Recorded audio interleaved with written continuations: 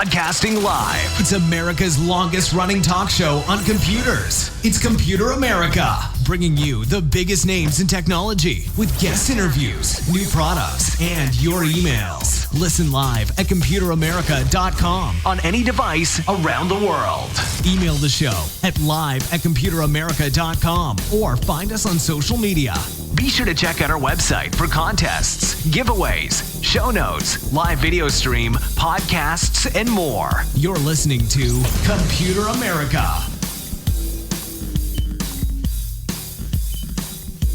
Hello and welcome everyone into the Computer America Show. We are the nation's longest running, nationally syndicated radio talk show on computers and technology. Everyone, how you doing? Welcome into the program. I hope that you're doing well and you are ready for today's program. So today on the show, we have the one, the only, Mr. Nathan Evans, and that, Popzara.com. That's really the main thing here. He is managing editor. He, of course, corrals his team, his rowdy bunch over there, to give you everything from comic book reviews, game reviews, of course, hardware, software, books, manga, doesn't matter. Hey, he has you covered. And, Popzara does everything, a little bit of everything for your downtime. And, of course, they also do a lot of great podcasts. Really want to emphasize the podcast because, hey, that's where you really get the fun conversation that happens over there. Of course, the reviews are good for going in, buying something, seeing what's good about a product or a movie or whatever it may be. But of course, the podcasts are the fun part where, hey, you get to hear them actually discuss it. Now, with that being said, computeramerica.com, we do a lot of the similar things, except ours, we do show notes, podcasts, video archives, we do product review, we do just random articles, things like that. Ladies and gentlemen, computeramerica.com, that will have links to everything that we talk about here today, including a link to our guest website, and, of course, hey, anything that we do ever. There you also find social media links, so on and so forth. Amen. So, with that being said, ladies and gentlemen, let's go ahead and get started with our guest. So joining us today, as I said before, Nathan Evans, managing editor of Popzara.com. And Nathan, how you doing? Welcome back onto the program. What's going on, Ben? Happy Friday.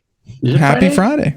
You know what I just realized, and I probably won't say it, but in my head I was channeling Monty Python, so on and so effing forth, amen. Yeah, that's kind of where I was going with that one. But I don't know. Ever since we switched over to podcast, Nathan, I can curse, but I don't have the overwhelming need to, I don't feel compelled to curse, We did that before too, not with Popzara, but with other projects. It's just the problem with cursing is that it sounds like a good idea. It's fun if you use it well. But if you go back and watch a lot of YouTube videos, because I know YouTube videos are still being monetized with it, you have the whole shtick, the angry this or the angry that or the angry this. And it comes across as a little foolish and it's not cool after a while. It's like watching like a middle-aged man going daddy-o and groovy.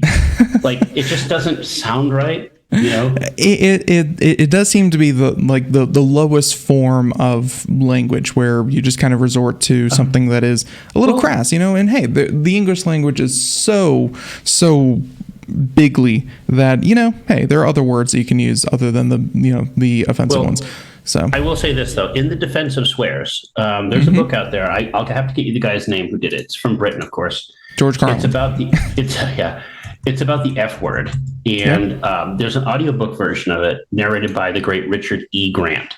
Yeah. Now I don't know if that name is familiar to you. It should if you ever. No. I'll put it this way: he's one of the great swearers, and he narrates the audiobook, and it talks about all these delicious curse words and swear words, and it's fantastic. And I'll have to get you the name because I hate to say it. Go to Amazon. There's like 1,000 books. It's a genre called "What the F is this? What the F is wrong?" And they're cowards. So they abbreviate it. They do the F apostrophe. F symbol. Yeah.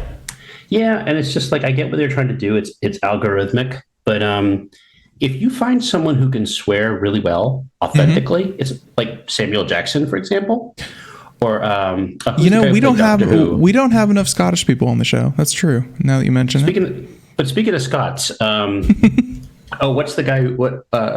What's the guy's name who played Doctor Who? Doctor Doctor Peter Capaldi.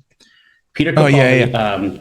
He was on that great show called The Thick of It, where he just leveled people with his swearing, and then he became a Doctor Who. It's an art form, and a lot of us are not artists. So. That's true. But hey, that doesn't apply. You will not find curse words on our site. You will not find curse words on your site. And all that being said, Nathan, welcome back onto the program. And for those who may be completely new to our segments, why don't you go ahead and talk about yourself and talk about Popzara and what your mission is with Popzara. My name is Nathan Evans, managing editor. It's been 28 days since my last Coca-Cola. We run a site. We run a site full of different people with different views expressed differently. A lot more podcasts lately. I would just say that, which is good. We have actually a fun one coming up right now. I want to self-promote it, but it's not done yet.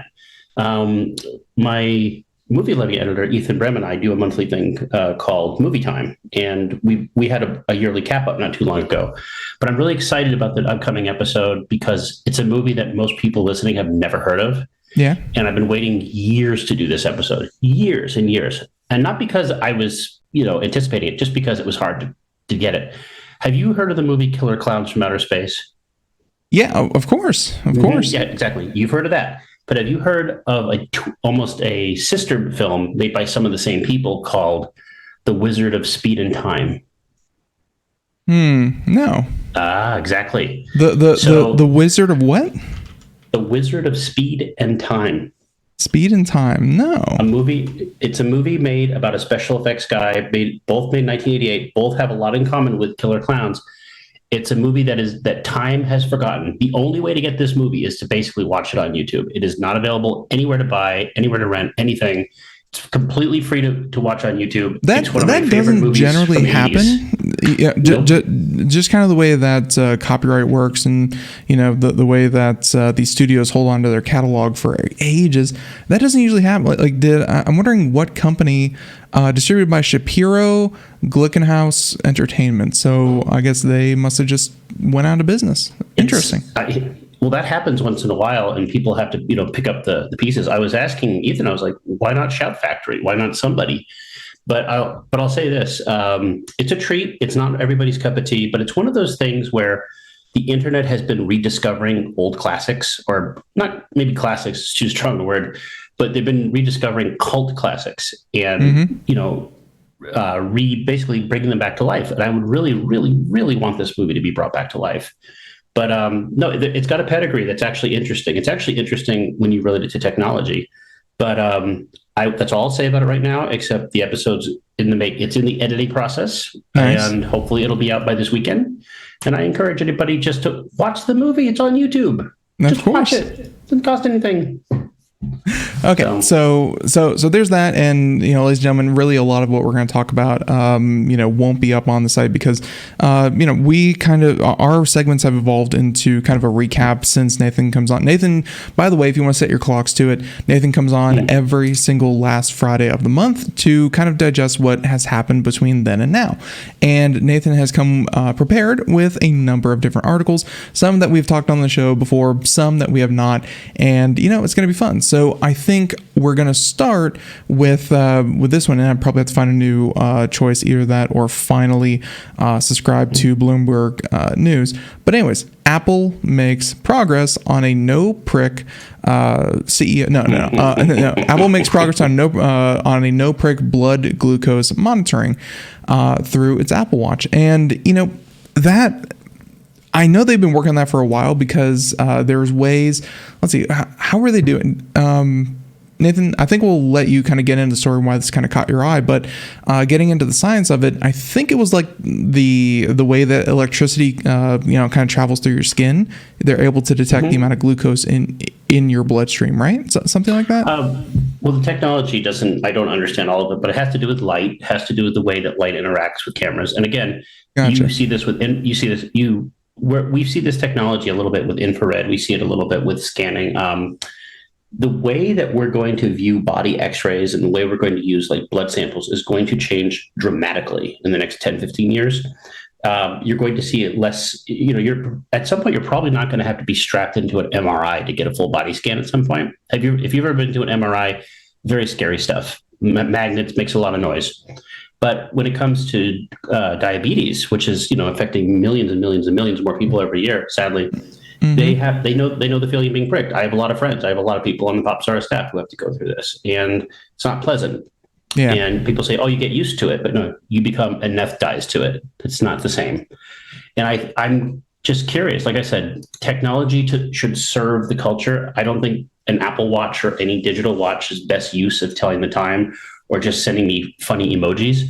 This is a useful thing, and technology should be useful. And so whether Apple does it or whoever does it, I don't care. I'm interested to see where it goes. I will say this. I was part of a medical study a couple of years ago on some eye medication. And I remember we took, to take our EKG meetings, I believe we used an Apple Watch, which was interesting because normally you have to strap in, you have to do all this stuff. But I mean, the technology is evolving all the time. So I really wish we had more information on this, but a lot of it's still theoretical. Like, I don't know how true this is. Right. But I'm hoping it's true.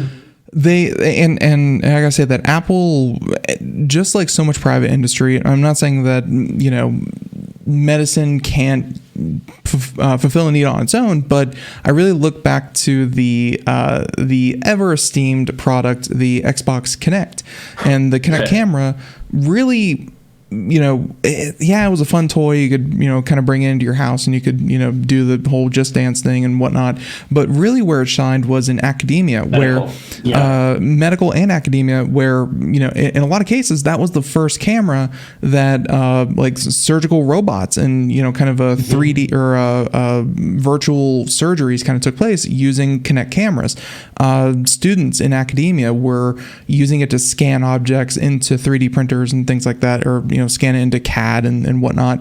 Private industry doesn't mean that it's like inferior, even though it's made by Apple or Microsoft or whatever. It doesn't mean it's less than medical grade. Medical grade things can still come from private companies. And I'm glad to see that Apple is, yeah, they're doing it for profit. Yeah, they're trying to make this device a must-have. Like, even if you have to walk away from your phone for whatever reason, although it's very anxiety-inducing, they want to make sure that watch stays on your body as much as possible.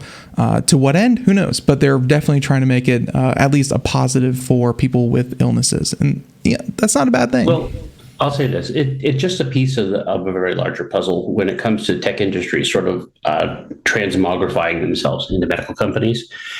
We saw this with Amazon, I think, just last week when Amazon purchased One Medical. And, you're going to see companies start offering subscriptions to certain, medications the same way Walmart does. Walmart's not a medical company, but they offer prescription drugs. They also offer optical. They also offer pharmacies. Like, you're just seeing tech now join this brigade. I'll be honest with you, though, this is a larger conversation we can have at a different time. Yeah. But tech has been transforming medical for the better and the worse in some ways. And I don't know what it's going to feel like, but I have a feeling at some point your medical billing will act much like a Netflix subscription. Right. Like, it's going to have writers. It's going to have all that sort of thing. It's going to be a subscription-based model. And I mean, your health is going to be canceled after one season. That's what it's going to come down to. Yeah. We laugh, but that might be true.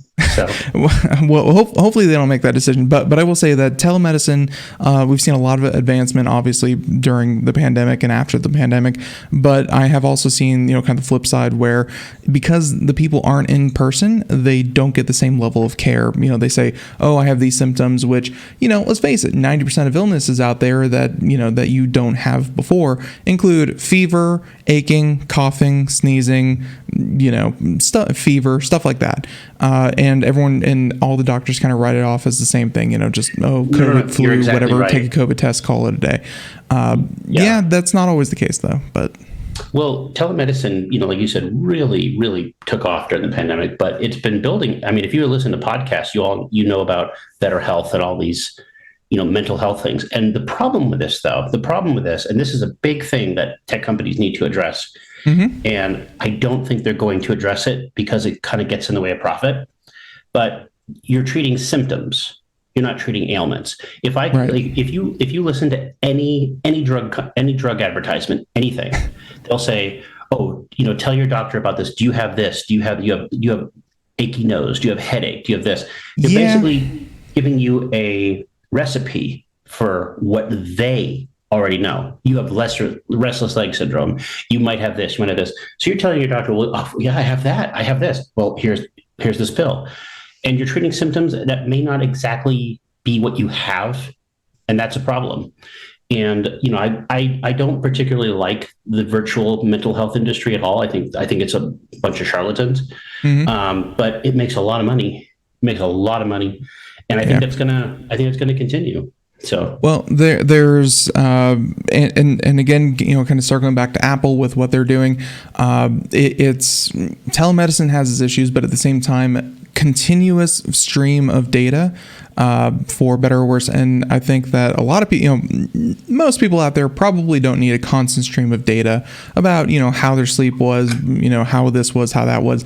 They should probably take a more, kind of overall approach and not really get into the details. But to have the details available, that's something that the world, unless you were literally living at a hospital up until 10 years ago, that's something you've never been able to do. So big ups to Apple, big ups to Google, and I think Google bought Fitbit, so of course they're going to be working on stuff like that. I'm sure Amazon has their own products as well. Nathan, for the amount, for the people that need constant monitoring, it's never been easier, and that's something I think that for Friday we can look forward to. We're going to have to figure. I mean, we as a society are going to have to figure out how to use this information. And so, like you said, the closest you've ever had, the closest most human beings have ever been, have been like sleep studies, and you have to go in there and wrap yourself up like Frankenstein just to see. But and how good was that information? Because you're sleeping in a literal laboratory. It's like it's not your everyday, but who knows? We shall see, Ben. The future's here. What's coming? Absolutely. So very, very cool for Apple. And just thinking back to past conversations about the Apple Watch, and I remember after the first one, the first one made a big splash. The second one, the sales started to dip. The third one, they're like, oh well, the sales plummeted because everyone's like, we'll have the first one. The third one isn't much better than the second one, and the second one wasn't even that much better than the first one.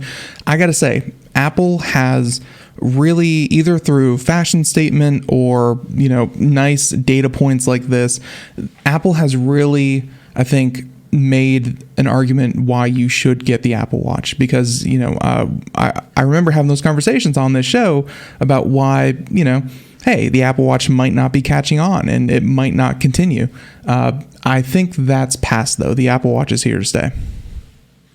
They haven't made an argument to me yet, but then again, I've never been the target audience. My watch is a $5 cheapo at Walmart. it barely tells time, but every time I was just on the East Coast last week, and it took me like 20 minutes to reset the time, hold the button, let the LED blink. I was like, you know what? But my phone is like, I got this. I do it automatically because I'm smart. But my watch is just like, I'm dumb as bricks. You have to press the right combination of non-friendly buttons. But I did it, and eventually, after 20 hours, I reset the time. So my dumb watch wins. So nice. Won't help me with a heart attack though. Yes, of course. So there's that. There's that first story. Pretty uplifting. So we'll count that as a win. Story number 2, we'll go ahead and talk about Metroid Prime, because I'll be honest. If the game didn't start with Harry Potter Hogwarts Legacy, I wasn't really paying attention to it for the past week or so. Are you one of the 12 million people? You one of the 12 million people that bought that thing? I did not buy it, but Bridget did, and she's been playing the heck out of it, and she loves it. Oh, no, hold on. You're married now. Yes. When someone says, "Did you buy the game?" and your other half bought it, you bought it. Okay. That's how it works. Fine. It was bought by your household. I have never personally touched the game, but it looks great, and yes, so I guess it does look really good. But either way, that game has been all over for whatever headlines that you want to talk about. But I will say, Metroid Prime kind of flew under my radar, but apparently didn't fly under everyone else's radar. So what's the story? Well, this is interesting. By the way, we just released a podcast episode about Hogwarts Legacy on Popzara. Go listen to it. Yeah. No controversy in that episode. I'll just say that. So But no, so That's Metroid good. Prime Remastered. This is one of those, I call them Beyonce drops, where Nintendo just basically had one of their little treehouse things, and they just said, "Oh, by the way, here it is, and it's available now." This one's a little different though, and I'll tell you why. Metroid Prime was a game that came out on the GameCube back in 2002. Considered by many people, including yours truly, to be a masterpiece. I go a little step further. I actually think that Metroid Prime may be like the best video game released in that era. I actually think it is. I fully believe it is. That doesn't mean it was the most popular. It certainly wasn't. It was released in between Grand Theft Auto 3 and Halo. But as a example of game design, and it's peerless on that generation, it's something special.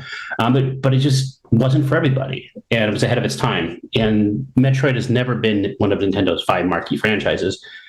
But now the Switch is out, and the Switch sells games. And it doesn't matter what you put on the Switch, it'll sell. And Nintendo announced there was going to be a Metroid Prime 4 a couple of years ago. It's been through development hell. They fired the developers. They got the original studio, Retro Studios, back. If the game ever comes out, I'll be happy. But there was rumors that this was going to come out about a year ago, maybe even the trilogy. Nintendo's like, here's a remastered version of it. But by all accounts, it's fantastic. By all accounts, it's exactly what you wanted it to be with a remaster. It was digital. And then Nintendo's like, oh, we're going to have a physical version of that too. And guess what happened? Sold out. And I know people who bought multiple copies of the physical and the digital one so they could have both. Why would you buy multiple copies? And I'm assuming you're not saying one physical and one digital. You're saying 2 or 3 or 5 physical copies. This happened before with Zelda Breath of the Wild on the Switch, where people were buying physical copy and then they would go off and buy digital. So because again, there's a collector's edition. The thought was this is going to be a collector's edition. Up until now, you could not play this game legally on any modern hardware. You'd have to bootleg it, because the last time it was released was on the Nintendo Wii back in 2010 as a collector's edition. Nintendo did this before too with the Super Mario 3D All Stars. Like they released a physical copy for a couple weeks and then they took it off the shelves. I think this is part of a larger thing, Ben, and I don't want to get into conspiracy theories, but Nintendo's having a very good year. They have a Mario movie coming out. They're just opening the Nintendo Super Mario Land in California. They're purchasing media companies, and they're, like I said, and they're selling games. They're selling lots of games and consoles. And so Metroid has become a thing. And I think they're leveraging the IP. They're leveraging the content in a way they've never done before. The last Metroid game on the Switch with Metroid Dread sold very well for Nintendo. If you haven't played Metroid Prime, I don't know if you've ever played it on the GameCube. Play it. It's still great.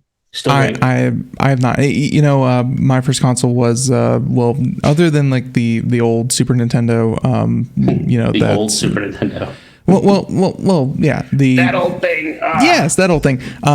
My first system was the N64, so that's kind of what we had, and then we jumped right into right into Xbox. So I never got a chance to play any of these games. So I will definitely think about it. My biggest problem is I don't have a Switch, at least not one that's in my state. So I'm limited by that factor. I wish Nintendo would break their, kind of play on Nintendo hardware to play Nintendo games. I wish they would eventually break that, but I understand why they don't. And it, you were saying, their strategy doesn't seem to be flawed in any way. So I can't really criticize. Well, I'll say this. Yes, the red herring in the room. This game has been leaked online for other units, but it's, but again, the reason you're still able to enjoy these things 20 years later, the reason is because they make money. And, I hate to say it, they are in very good hands with Nintendo. Nintendo has never faltered. Maybe a little Disney-ish once in a while. They put things in the vault. But this game, I want to be clear though, this game is a masterpiece, and it remains such. And if you have a Switch, I strongly recommend you play it. But and if you don't, just buy the game and, like everyone else seems to be doing, and squirrel it away for future investments. Yeah, so Nintendo is kind of limiting how many that you can buy, and I have to say that speaking of Harry Potter again, there was a collector's edition that I went on eBay and it was like $300, and like you don't get the in-game assets like I said, like little code that you get the Kelpie robes for. and yeah, I guess there was some other stuff. Nathan, I had no idea. Like when I looked that up, $300, and I was like, wow, that's really expensive. I can't believe people are going that crazy. Turns out, Nathan, that's what. Who owns that? Does Disney own Hogwarts and all this stuff? No, anyways, it was Warner Brothers. Warner Bros. That's how much they were selling the collector's edition for. The collector's edition was $300. I had no idea. That's crazy.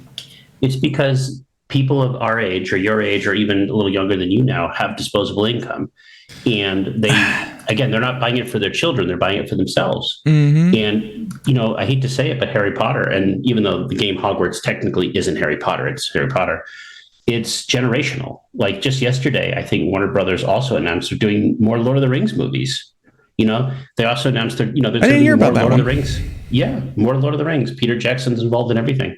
Multiple trilogies, most likely. You're going to have an It prequel series on HBO Max.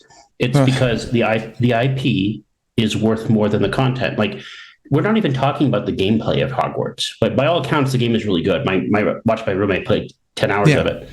But what I mean is, like, if you look up Hogwarts Legacy, you're going to see 2 stories right now, and that's it. 90% of the coverage is going to be controversy about such and such and the author. You know this. Irrelevant. And the other 10% is going to be how many copies it sold. It's kind of like what happened with Avatar. You have all the conversation about how much money it made and or the other 10% is how relevant it is, but no one's talking about the movie. But here's the thing though, hear me out. Apparently a lot of people like this stuff, like 12 million copies in a week. That's insane. Avatar makes $2 billion. But the people that are responsible for creating the dialogue are not responding to that. We're not talking about Avatar the movie. We're not talking about Hogwarts the game. And I really wish we would just get back to talking about the thing instead of everything but the thing. It's so boring to me. Yeah. So speaking of the thing, let's go ahead and talk about cloud gaming. Yes, the thing that seems to keep failing over and over and over again, and no one really seems to have a recipe for success for this technology that, ladies and gentlemen, if you were completely new to the idea, cloud gaming is where the rendering and all of the computing heavy duty stuff happens not at your home computer, but at, let's say, for this story, NVIDIA and Microsoft, and really Microsoft servers. And really all you need is a steady internet connection. You need a steady downstream and upstream of data connectivity. And essentially you stream up your input, all of the hardware stuff happens on the other end, and then it gets streamed back to your handheld device. So, your phone, a cheap handheld, or I should say a lower. Increasingly handhelds, by the way, handhelds, because Logitech and I think Razer have handhelds that are out now. Right. Yeah. So everything from very, very modest, I guess I should say, very modest laptops, very modest handheld specs. These devices can run beautifully rendered, high quality video games, and with of course a little bit of input lag and things like that, but by and large, hey, it lets you have a lower quality or good enough. And a good enough PC, and you can run these games. So NVIDIA and Microsoft were set to bring Xbox PC titles to GeForce Now Cloud Gaming. And Nathan, NVIDIA, even though they're always going to be relevant because they have the GPU market just on lock. They know what they're doing. AMD does very, very well. I'm not saying that they don't. And Intel, of course, has their whole thing that they're doing. But NVIDIA will always be relevant because of the cards. But they have had this gaming division that's trying to bring the NVIDIA Shield, that has the NVIDIA Cloud Service, that has the NVIDIA Game Store. Don't want to say it's floundering. I mean, it's still there. You could look at Google's cloud division and see what happened to that one, Stadia. But man, NVIDIA, this has always seemed like a passion project, Nathan. So I was surprised to see NVIDIA and Microsoft kind of team up on this one. Well, I think it's part of a larger thing. When my senior games editor, Corey Gallagher, and I talk about games every month, we actually talked a little bit about another piece of news that came out last week about Microsoft promising to bring Call of Duty to Nintendo consoles. as a way to sort of assuage fears that if they do purchase Activision, they won't be restrictive, which I think is ridiculous because, again, they've been using Nintendo as sort of a ping pong ball to try to justify why the deal should be going through. Nintendo is the market leader by leaps and bounds, and they don't have Call of Duty. So the question is, how would Call of Duty come to Nintendo? And a lot of people speculated streaming, right? Because that's how a lot of graphically complex games get brought to the platform, through streaming. By the way, they're all bad, all terrible. but I've talked about how I admire Luna. I've talked about how I admired even Stadia. But the truth of the matter is that gaming streaming is going to come at some point, but it's not going to come like you think. And I think when Microsoft decided to sort of open up, it's a competitor, by the way. Microsoft has Game Pass, and on Game Pass Ultimate, you have game streaming built into it. It's de facto the largest gaming streaming network, just because. If you have an Xbox console right now, last gen or modern gen, if you have a PC, Chromebook, iPad, whatever, and you have Game Pass Ultimate, you have streaming. You have it. It's already built in. It's not the best. It really requires like a hard LAN connection. Like if you don't have LAN, it's just not going to work. Right. We were just playing with it on an Xbox Series S last week, the lesser of the new consoles, and it works about as good as it does on anything. But here's the thing, though. Microsoft's been making some very interesting moves that sort of all point to something that we've talked about before. They're becoming platform agnostic. And I don't want to speculate too much, but I've said this before. The writing does seem to be on the wall that the Xbox is not a priority anymore. And you've seen this happen a lot. And so, I keep hearing rumors down my pipeline that they're going to release Game Pass on the Switch or on a Nintendo platform. And they've already built it into TVs. They built it into things. They've demonstrated a willingness to work with partners. You see PlayStation on PC. You see PlayStation Plus, I think it is, their streaming service, available on the PC as well. It's because you can't sell games, you can't sell a service if you can't sell a platform. That's just the way it is. If Microsoft can sell you Game Pass on an Android tablet, they will. If they're going to sell you it on an iPhone, they will. It kind of makes sense where Microsoft's, and just thinking about this right now, that Microsoft might be thinking, why are we trying to sell Xbox hardware so hard to compete in a field that, the Switch and the PlayStation have dominated us for the past 5, 6, 7, 8 years? Well, why not, kind of co-op the fact that we own 90 to 95% of the PC market, Exactly. And that makes sense. Not only just that, they own a server market. They have Azure. The Azure cloud is only second to Amazon's web services, but hey, guess what? PlayStation, you said they have their own streaming service, but even they use the Azure cloud. So think about this. The Xbox Series X is a great console. It's very impressive, very powerful. Nobody has one. The Xbox Series S is a very good, substitute console if you just want Game Pass console. Nobody has one. The Switch, which has been underpowered for 10 years now, like even before. It came out underpowered, yes. It's the only console, actually, built by NVIDIA. Like everything else is AMD, everything. Yeah. And so you have this underpowered mobile Tegra chip that was already old when it came out, and it dominates to a degree that it's really funny. If I told you the numbers, you wouldn't believe it.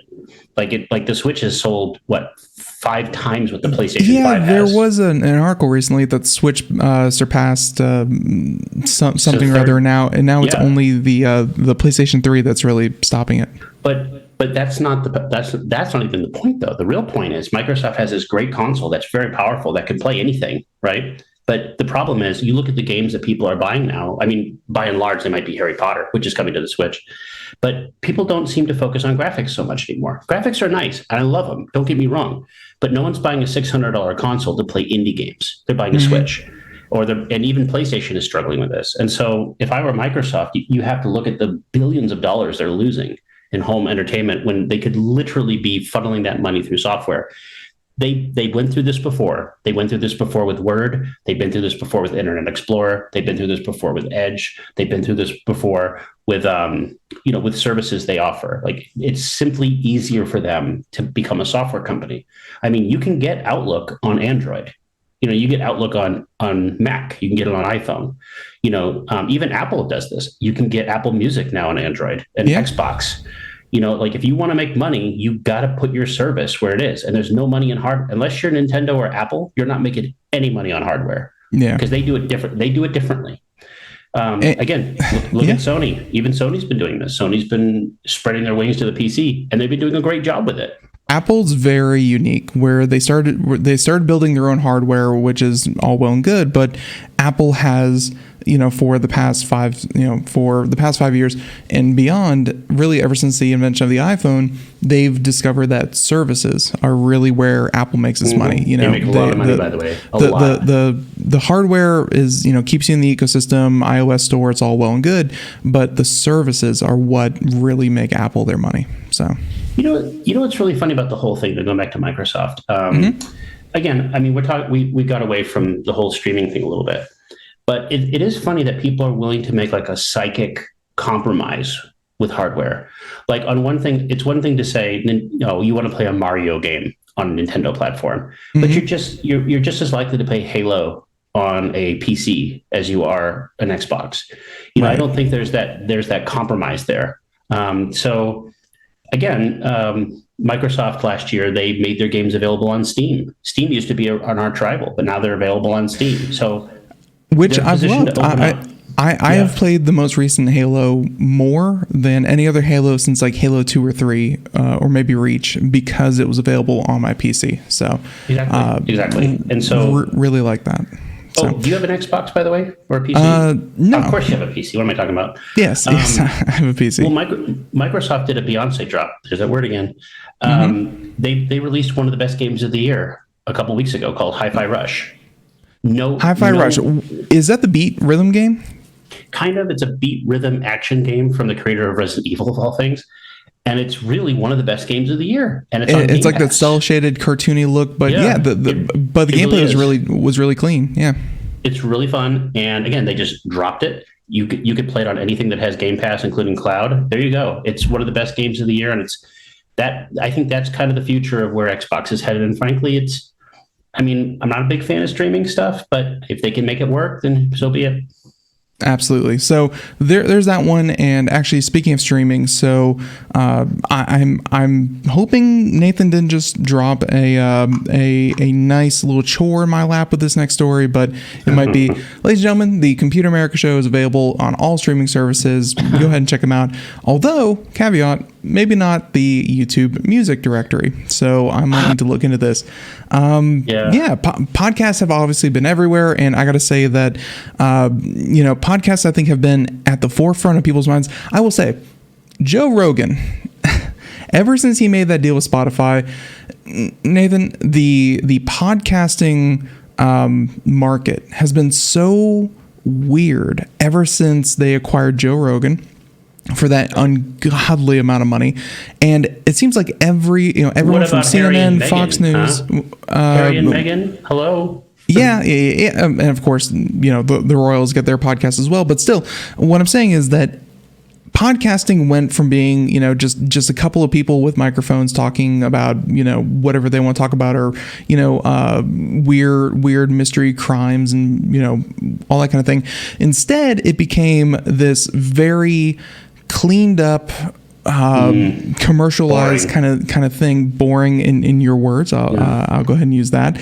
But like, it's weird because like we still have to compete with those much larger publications, but also I think that good podcasts, no matter what the production value is, or no matter, kind of what organization is behind it, all of them can kind of stand out. And, having the podcast on your service is really more important. It doesn't matter if, about your exclusives or whatever, because everyone wants their podcasts everywhere. So I say all that, knowing that Google had Google Podcasts, but looks like they're rolling it into, I'm assuming they're rolling it into YouTube Music. They're not having two services at the same time, are they? Oh, well, yeah, Google would never have two competing services to themselves. No, I don't know what Google's doing, but I'll say this. When it comes to YouTube, I don't look at YouTube as part of Alphabet or Google. I look at YouTube as different. And I'll tell you why, because Google has I don't know what the right appropriate word would be. They have finagled the YouTube brand every which way but loose. Like this poor YouTube brand has been made YouTube Red, YouTube Music, YouTube this, YouTube Plus. Well, YouTube original and really just YouTube is by and far the most popular thing on the internet. But yeah, every popular, associated thing with YouTube, other thing, it's kind of but it's been completely unable to penetrate like certain markets. Like YouTube is where you go if you want to watch cat videos or cooking videos or angry videos. If you're 13, there's infinite content for you. But it's struggled like almost defectively so to like create original content, to create music platforms. It just can't do it. And Google has been unafraid to rebrand it over and over and over again. I think you just saw the CEO. I cannot pronounce her name for the life of me, but she just resigned after so many years. And frankly, good riddance. But I'll say this. For those who don't know, podcasts, what Ben was talking about, podcasts used to be just people with a microphone talking. It would sound like crap, but the conversations were unique and it sounded like you were with a friend. And over years, they become more polished. But since what happened with the Rogan thing, it basically did something that no one's ever done. They basically encroached on Apple's territory because Apple was lazy and complacent. Basically, Apple was synonymous with podcasts. Mm-hmm. If you had a podcast, 99% you were on Apple because all Apple did was basically take an RSS feed and broadcast it. That's all it was. That's all it was. And so that's why it was so successful podcast, because it was so easy to do. Yeah. But that's the thing though. So you just, once you had that link from Apple, you could share that link with third parties. You could share it with TuneIn, FM. You could share it with Spotify, Amazon, whatever. So it looked like you were like broadcast on 50 different things. In reality, it was just amplifying it like a radio station, which is great, which was easy. Yeah. But the problem is that Apple didn't do anything with it forever. And so what Spotify did, Spotify said, we're going to take Joe Rogan off that or off YouTube or wherever he was, and we're going to create a new thing. We're going to create a new thing. So I can go to Spotify right now and type in Joe Rogan and he'll come up. But I could also type in Popzara and I'll come up. Mm-hmm. Popzara is available on Spotify, but it's not on Spotify. It's on everything. Same with Computer America, I'm sure, unless you're hiding some Spotify money from me you didn't tell me about. But it's creating a market confusion in a way that I think is going to be, in the short term, disruptive and confusing, but in the long term, healthy, because podcasts are going to have to evolve from just being someone with a microphone, which has always been the attractiveness. Mm-hmm. But at some point, it's going to overload the system with content. Go to Kindle Unlimited, go to archive.com, go to any place that allows anybody to publish something, and it's 99.9% garbage. So YouTube, and I do find it kind of fun that it does circle back to YouTube because you were saying that they have trouble kind of getting into markets and kind of original content was never really a thing. That's where YouTube I think flourishes, is where anyone can upload video content and we can create a channel around any kind of theme. There's a guy that runs around during rainstorms and clears out storm drains. Very, very popular, stuff like that. But Nathan, it goes to show that when YouTube says, the corporate office says, we want creators to create content exclusively for YouTube, and they try to turn it into an algorithm. They try to, get the secret sauce. They just whatever is unique about YouTube instantly disappears once you try to capture it. You and I are going to talk about AI probably in a second here. We talked about the folly of AI.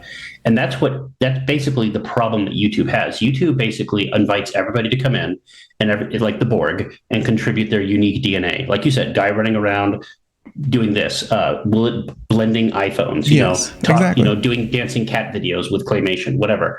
The problem is that adds its uniqueness to YouTube. But YouTube will take the algorithmic data and say, based on this, let's put Logan Paul in a situational comedy, and it flops. The problem is, like all AI and algorithms are AI to some extent, is that it can only predict what was popular today or yesterday. It has a lot of trouble how do I say this? It has a lot of trouble what's going to predict what's popular tomorrow, when the very essence of what's popular is based on the creativity and the unknown. It cannot predict the unknown. It could just create a version of what you've already seen. Yeah. And that's the problem with YouTube. it can only be derivative of the thing that came before it. So, and you know, sometimes, hey, you do strike gold, and it's like, oh, someone has a blend of Harry Potter and Lord of the Rings, and they mix the two together, and it could be really cool.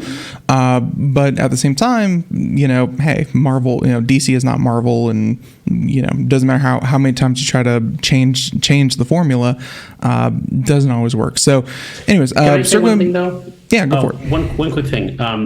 In full disclosure, Popzara used to be on YouTube as a podcast, but it became difficult because, again, we didn't have that flexibility of just having the RSS. So to put content on YouTube, we would have to create original versions, sort of like when a game maker makes original versions for platforms. Right. So it would effectively double the work with no reward. So I'm actually anxious to see how YouTube allows podcast feeds into it, because I'd be happy to put the podcast back on there, but it can't be, you know, cost and maintenance prohibitive like it was before. Yeah, I'm very interested because clearly podcasts are not going anywhere. They're getting better, and like I think the demands of the audience are, you know, rightfully kind of rising up and up and up. But podcasts aren't going anywhere, and it's clear that YouTube wants its chunk of the market. So, with all that being said, did they say when this is actually kind of happening, or is it already happened? I assume they said we will soon start to bring audio and video first podcasts to YouTube Music. So soon. We'll see what happens. Like I said, it's more is more, right? YouTube is different, but I'm just hoping that they're able to integrate podcasts into the existing system in a way that helps everyone. So that'd be fun. Yeah, and obviously the YouTube CEO, like you said, stepped down recently, and I think that algorithm that YouTube uses, hey, you know, still made them dominant. But at the same time, I've heard a lot of people complaining that, hey, it's recommending videos that I just saw, and it's recommending that video again.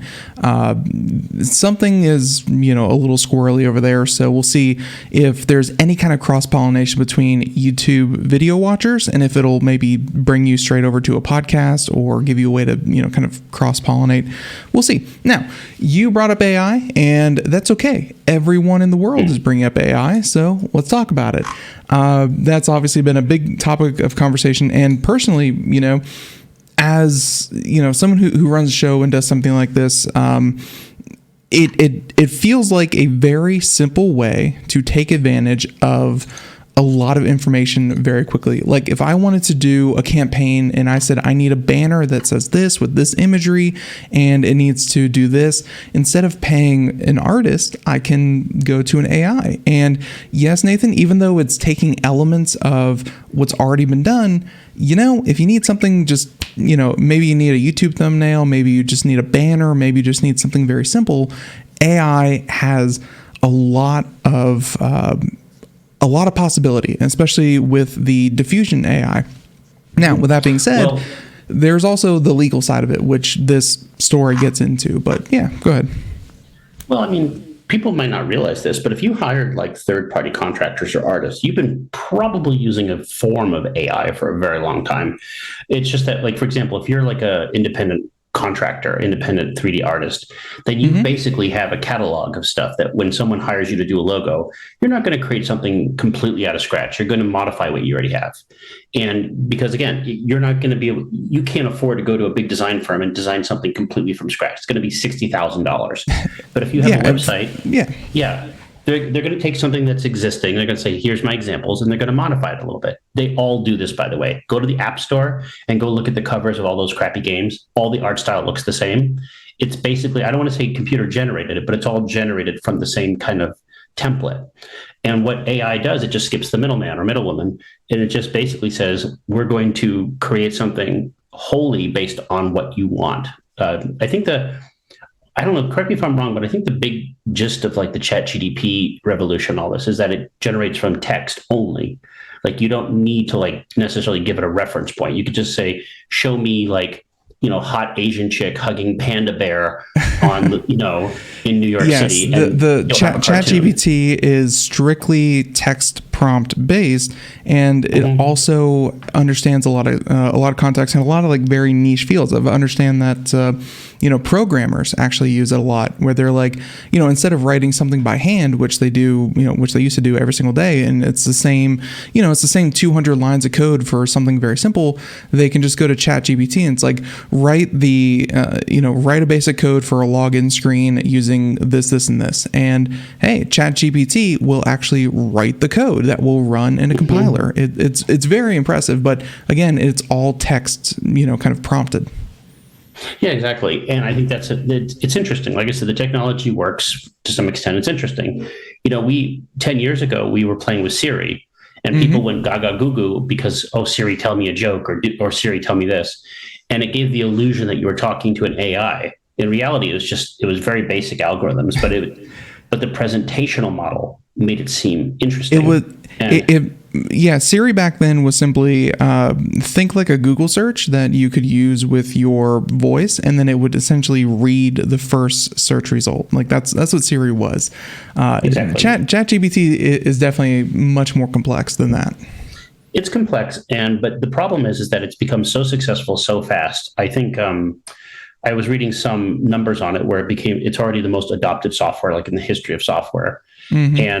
And I fear that because when people say artificial intelligence, what they really mean is cable television, because they don't want HBO. They don't want R-rated movie. They want something that's family friendly, family safe. They don't want your ChatGPT to be a little racist. They don't want it to be a little anti-Semitic. They don't want it to be a little homophobic. They want it to be nice, palatable content that they can sell. And that's what it's all about, is selling a shortcut. And again, if you use Microsoft Word, we've all had to use the Grammarly plugins and all this stuff where you're typing something. It's like, oh, wouldn't you rather use this? Wouldn't that be more? No, I want to use it. No. We've joked about this before, but artists like, George R. R. Martin, he doesn't use modern stuff because he doesn't want the squiggly lines, bothering him. Yep. And, and again, Office has that new version of, it's not ChatGPT, but it's that version of that editing software that's now compiled into the program. You have to turn it off because it's very annoying. The essence of Clippy lives on. Yes. Even though there's no more little image. Yeah. Turns out Clippy was a Pyrrhic victory. He may have lost the battle, but he won the war. Yes. But going back to ChatGPT and stuff like this, I think we're talking about the court case where who owns the copyright? Yeah, right? AI-generated comic artwork loses U.S. copyright, and this is a conversation that I like to bring up in casual conversation. You can tell I'm a lot of fun at parties, where I've asked a lot of people, Nathan, in my in my life, where I'm like, AI, let's say you feed it a bunch of information, spits out something that is an amalgamation of everything that was put into it, and they're like, yeah, of course, that's what humans do. It's totally new, whatever. That's just like the human brain. Of course, that can be copyrighted. And then I tell them, what about an AI that strictly is trained on, let's say, you said George R. R. Martin, so let's go in, that knows every single word George R. R. Martin has ever written. The AI is trained exclusively on his writing style, and you say, write me the conclusion to the gosh darn books, and it spits out all this thing.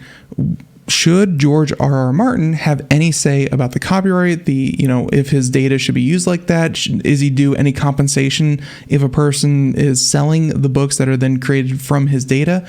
Nathan, and people start to be like, well, it was trained on his, and he should have a right. It's a very complex topic. Actually, I think it's already settled. I think we're getting hung up on the idea that something is similar. I just saw a story today about that the Dr. Seuss company is making a sequel to How the Grinch Stole Christmas. And of course, Elie Wiesel has been dead. Not Elie Wiesel, sorry.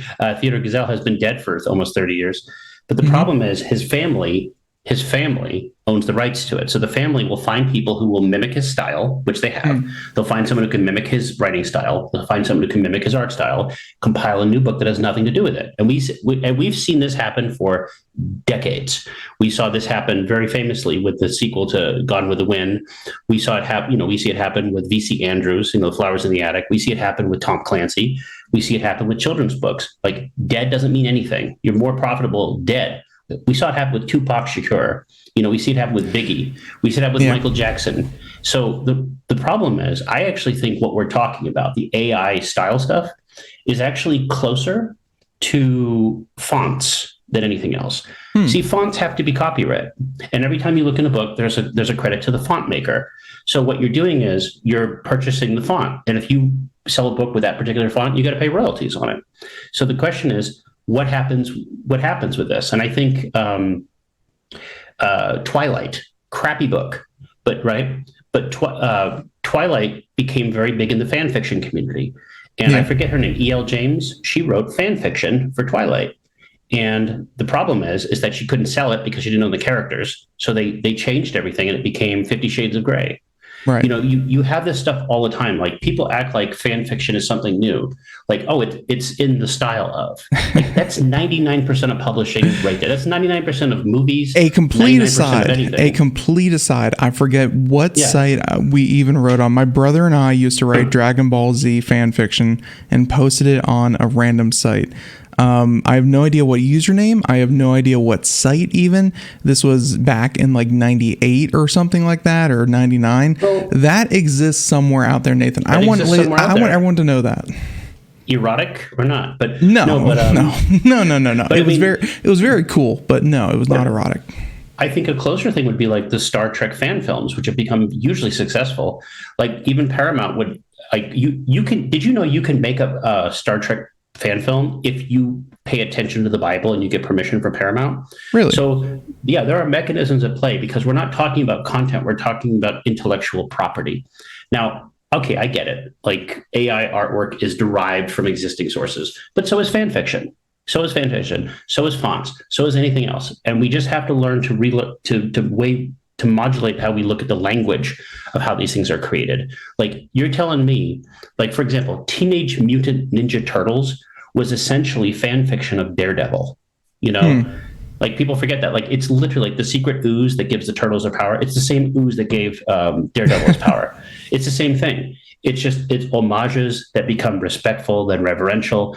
There's a He-Man clone called Sunman. It was created by an African-American company to appeal to African-American children. 30 years later, it's been folded into the He-Man line because Hasbro or whatever, Mattel, they bought the rights. Hasbro owns Transformers and GoBots. At some point, Marvel's going to own DC.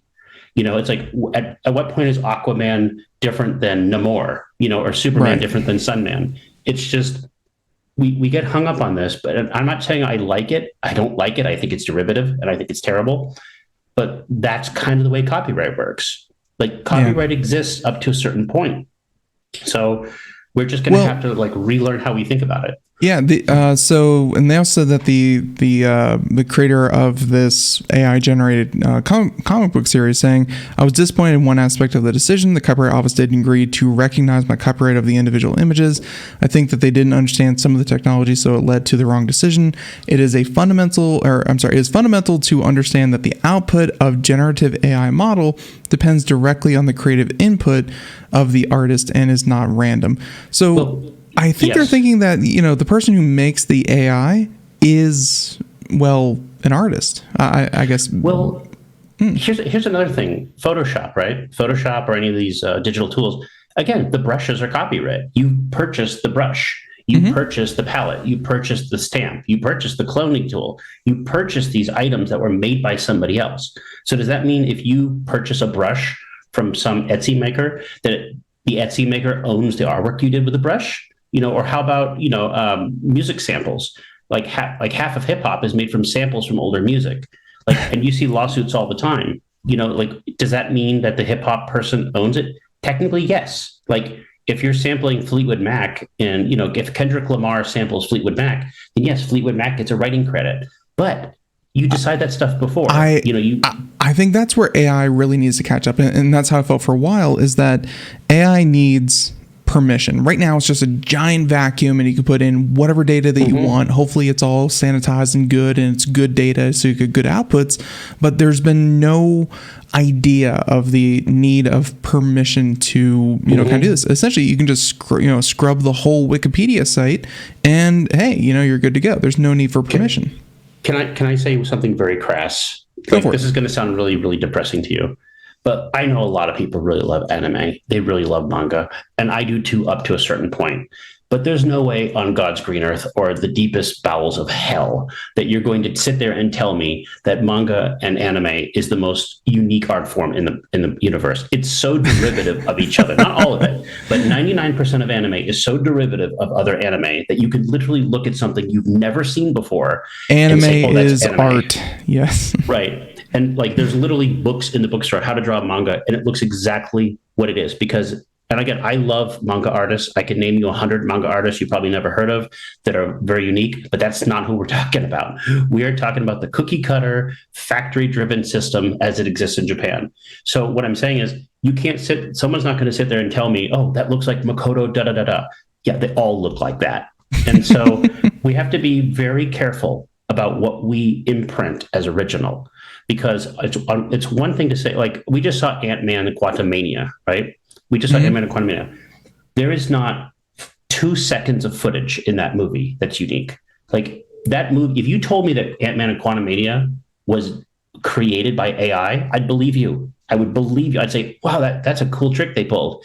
They just generated, make Ant-Man movie, click, bing, Ant-Man movie. Like that's what happens. It's so derivative. There's nothing original. I heard it was fun though.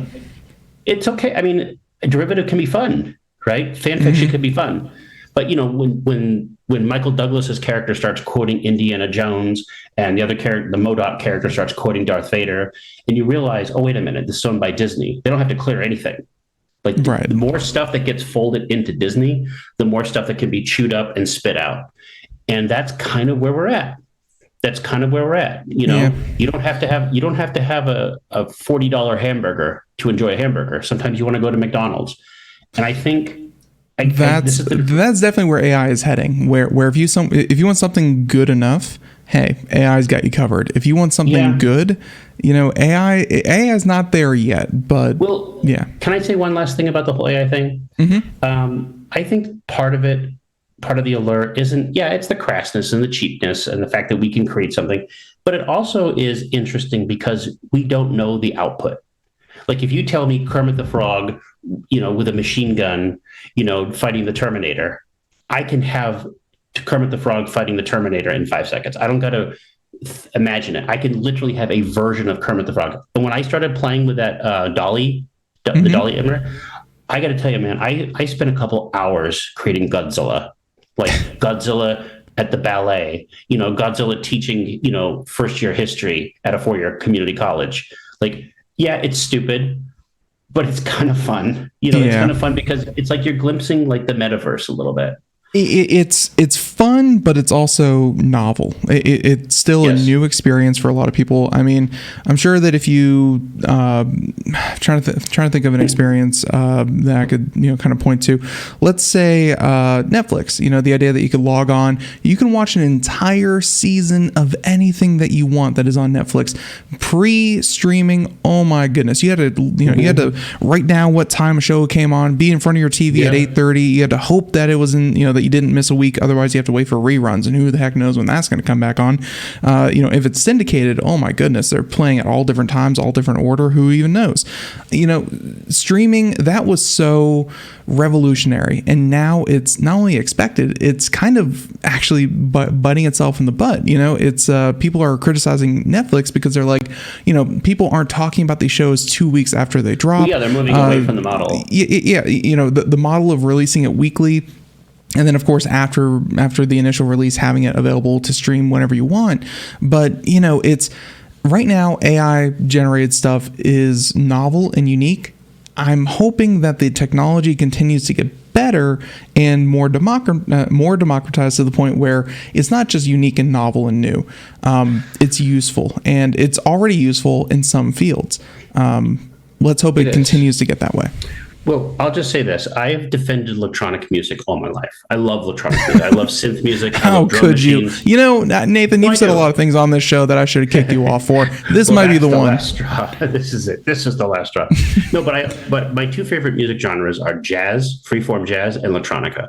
Now, you think to yourself, those are dynamic polar opposites, right? But you look at the criticism of electronic music, that it's derivative, that it requires samples, drum machines, it's someone's not actually playing it. But if it was so easy, everyone would be doing it. It's hard. It's hard to do anything. It's hard to make good art. It's hard to make good music. It's hard to do good writing. And you could have some sloppy AI driven dribble that comes out and it satisfies like that, that primitive reptilian brain, like, oh, look at that, it's titillating. Just 140 beats per minute. That's all it is. Just, yeah. The first person to die of dance. He couldn't keep to the beat. But what I'm saying though is like, but you have someone who's really talented, like a Herbie Hancock, who knows how to use a drum machine, or you have someone who knows how to operate the computer the right way, and you're going to have something special out of it. And at the end of the day, the people who know how to use AI better are going to create better things. It's a tool. It is a primitive tool, but it's a tool that needs to be used effectively. And I think we're going to see that. It's going to be a while, but it's going to happen. And it's not going to replace actual people. In fact, if anything, it might put more impetus to hire actual people. I can already tell you that, ladies and gentlemen, if you think that if you never use it in your life, and that's perfectly okay, this will at least bring up the floor. And that's what I've kind of noticed is that, I was kind of saying it, even for, let's say, the Computer America show, if I wanted to generate a new YouTube thumbnail for something, if I wanted to generate a new banner for something, if I want to generate something, either myself and my very, very poor Photoshop skills are there, kind of plugging away, I can hire one of my contract artists and, pay them whatever I pay them to, kind of generate it. And it would look a lot better than what I can do. Or AI, kind of does that. Doesn't mean that I will never contract out again to get something, really polished. But hey, it's better than what I can do. And that's where AI really shines right now. Yeah, exactly. And I was going to say, I would never criticize a tool that allows someone to be creative. Like, I'm not going to sit here and say someone typing on ChatGPT is not creative. Like, maybe they figure it out. Maybe they figure out how to play a piano. But we haven't even talked about the whole idea of handicapped people having access to like tools that, like I don't know if you've ever seen that guy on Twitter who paints using his mouth because he's quadriplegic. Like, I would never take away a tool that allows someone to express themselves. So it's a brave new world. It's here. It's not going anywhere. Let's make the use of it, but let's not be scared of it. Let's not be Luddites and say, turn it off. Let's integrate the chat GDP. No, it's definitely not going to be turned off. And it's, but I've also seen a lot of it going wrong. So just because it's a tool that's being used doesn't mean it doesn't get hung up on its own brain. Ben, so as long as the Terminators don't come, as long as the Terminator and force us to read their bad poetry like Vogan's in Hitchhiker's Guide to the Galaxy, yes, I'm okay with it. Yes. So, well, maybe if we made it like Marvin, where it was just chronically depressed, just keep it in check. Thank you very much for volleying that repost with me. So yes. So there you go. So let's have one more story, and then we're going to wrap up the show here, Nathan. Supreme Court, and this one has to do with Section 230, and this goes all the way back to 1996 with the Decency or the Communication Decency Act of 1996, whatever it was. And for everyone out there who's not super familiar with it, Section 230 essentially says platforms are not responsible for the content that their users post if they deal with it in good, in good faith and good conscience, whatever the wording actually was. Whereas, and here it is, actually a good faith effort is made to moderate illegal content. So that's kind of the problem, where it's not a strict, you have 2 days to pull down content that is against U.S. law. No, it's, if something is copyright, if something is grotesque, if something is, illegal in some manner, and of course what constitutes illegal changes as well, and what is good faith? How long do they have to take, that whole thing? A court case recently made it to the Supreme Court because ISIS recruitment videos were up on YouTube, were searchable, and were found to have actually influenced some of the events that happened in the United States. They said that, I was radicalized by content on YouTube. So this person wanted to sue YouTube for essentially family members who died in ISIS attacks and were radicalized by their platform. Nathan, that's kind of the background of what's happening. And the Supreme Court said, well, we're not internet experts. This is something probably better left to legislators to determine how best to solve this. This is not something that a number of, let's face it, elderly justices that, maybe legal masters in their own right, they are not technology masters. And they're probably going to kick it back down to the lower courts to decide and essentially say, hey, if you want change in this, take it up with the legislative branch. Man. Yeah. So there's no right answer to this, is there? Yeah. So I want to bring the story up because, this affects really, this affects ourselves because, Nathan, that you are liable for what your website puts up. If you put up a very, very heinous thing that one of your writers puts up and it's full of lies, mistruth, it's full of libel, it's offensive, so on and so forth, Popzara is responsible for that content. Now, if Facebook, Twitter, Instagram, whatever, if they post or if someone posts something to TikTok and it is just heinous and offensive and whatever, and TikTok deletes it within 24 hours, they are not responsible for what happened in that time. So I've always felt this was a whole exercise in cynicism, and it's sort of like this: if you're if you're in a car accident, would you rather get hit by a car with no insurance, or would you rather get hit by the Lexus? You got to get hit by the Lexus because you can sue them, and you're not going to be able to sue the poor car with no insurance. And that's what I think 230 has always been. It's like, okay, well, it's not my fault. It's not my fault I was radicalized. It's not my fault my son was radicalized. My daughter, became a prostitute. It's the fault of the expensive, conglomeration. And we've seen tort reform try to deal with this many, many times. Did the book radicalize you? Did Catcher in the Rye cause him to want to shoot Ronald Reagan? Did John Lennon's music cause him his own death? Like, what radicalizes someone? What's the open sesame words that cause someone to go crazy because they experience content? And I'm of two minds of this whole thing, and this is where I think these arguments are not valid. I've seen people cry at Titanic. I've seen people cheer at Marvel movies. Movies can affect you emotionally.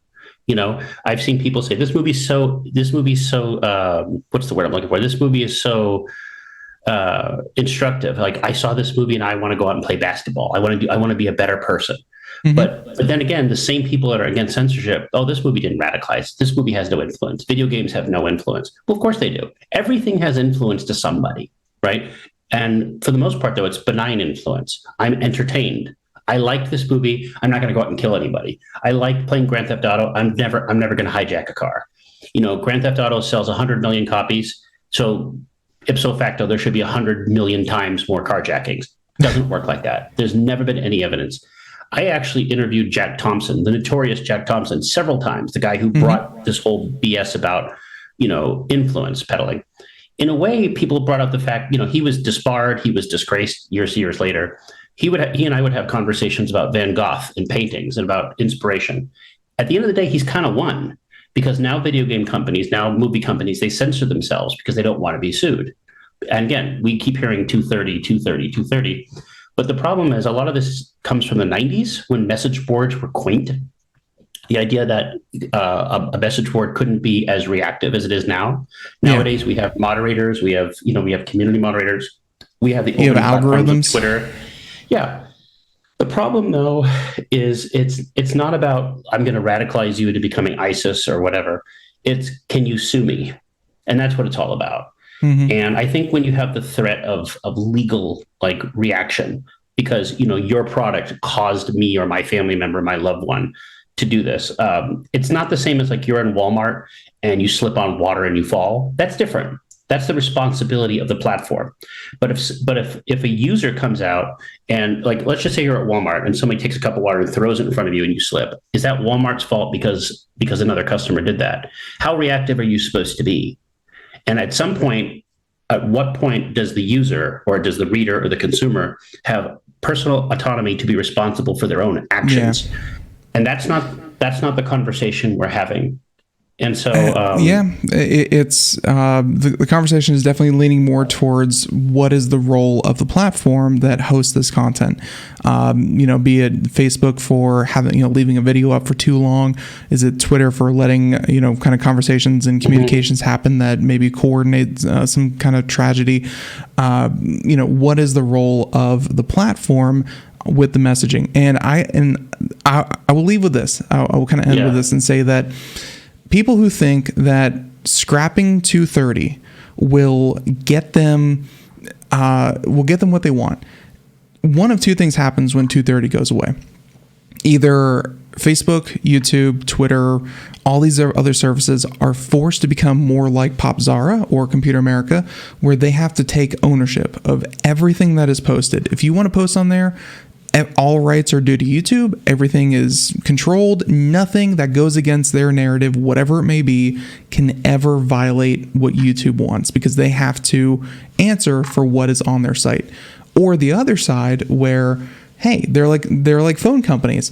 It doesn't matter what you say. It doesn't matter what you say into a cell phone. What pops out the other end is the exact same thing.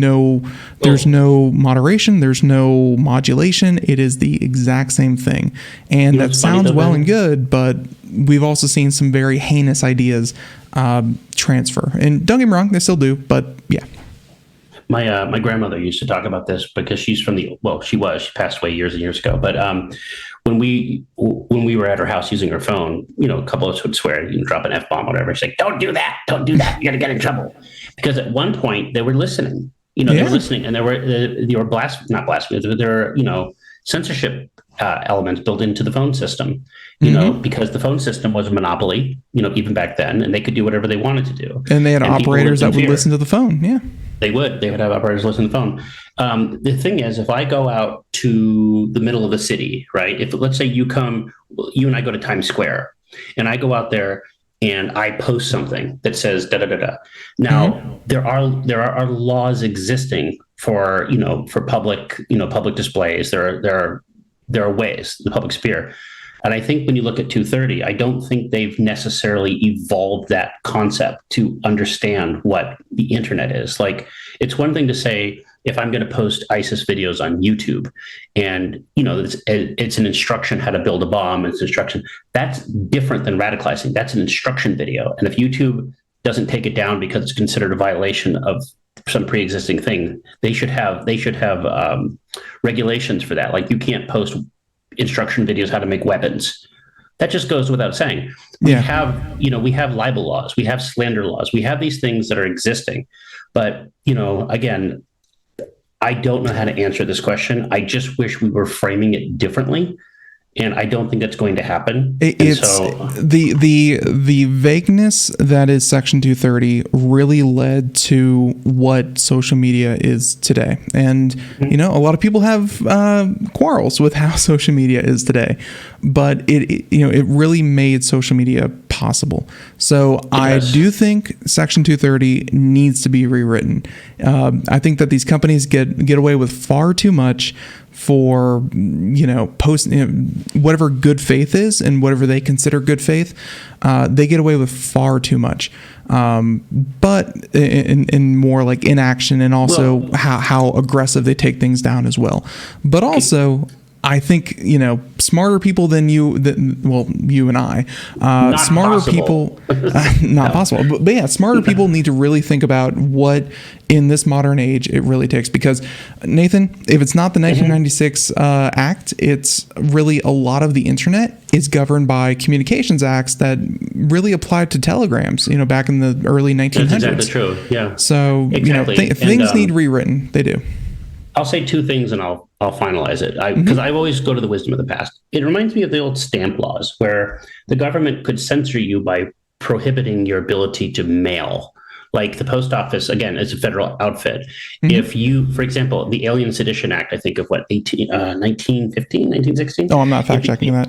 Yeah, it's basically it was a way for the government to censor seditious, what they called actions. Like, you couldn't criticize the government's involvement in a war, and the way they get you is we're not going to sell you stamps, right? You're not going to have a stamp, and so you're not going to be able to mail your propaganda. We're not going to mail it. It's considered obscene. Those stamps eventually became regulatory stamps, which is how marijuana, for example, was outlawed, because you had to have basically a stamp of approval. But when it comes to the internet, when it comes to things like this, I just hope and pray that one thing is being taken into account. And I read this gobbledygook, and nowhere are they talking about it. YouTube is not the same as Popzara, is not the same as Computer America. We can have variations on accountability when it comes to platforms. And like my analysis of the analogy of the Lexus and the poor person's car, YouTube is very different than Popzara. You have to consider reach, you have to consider platform, you have to consider the role, but you also have to consider the audience. You have to consider the audience and the volume of it. And we do that with everything else. But again, I mentioned Walmart and slipping. I fear this is going to become more tort than anything else. It's going to become open to libelous lawsuits and just freaky things. And that would cause a retraction of the ability of the internet to express people. Again, illegal crap, take it off. Threats, take it off. Cyberbullying, take it off. I'm all for that. That's not content that I want to see or should be seen. But at some point, it will become too much. And I hope that they're wise enough to understand that and avoid that. We'll see. Yeah. And hey, I think that is a great phrase that Craig always liked, and is always relevant. We will see. We will see. So, but again, to recap that whole thing, just saying that the Supreme Court looks like they're not going to make a decision and they're going to kick it back. So, hey, Section 230 probably going to stand for the foreseeable future, which means you can go to Popzara. Even if 230 got shot down, you can still go to popzara.com and check out the podcast. Yeah, like you mentioned, the Harry Potter podcast still a thing. And ladies and gentlemen, computeramerica.com as well for links to everything and links to the website. Nathan, I want to thank you so much, and everyone else, thank you for joining us here on Friday. Have a good one. Catch you next time. Bye-bye. Bye-bye.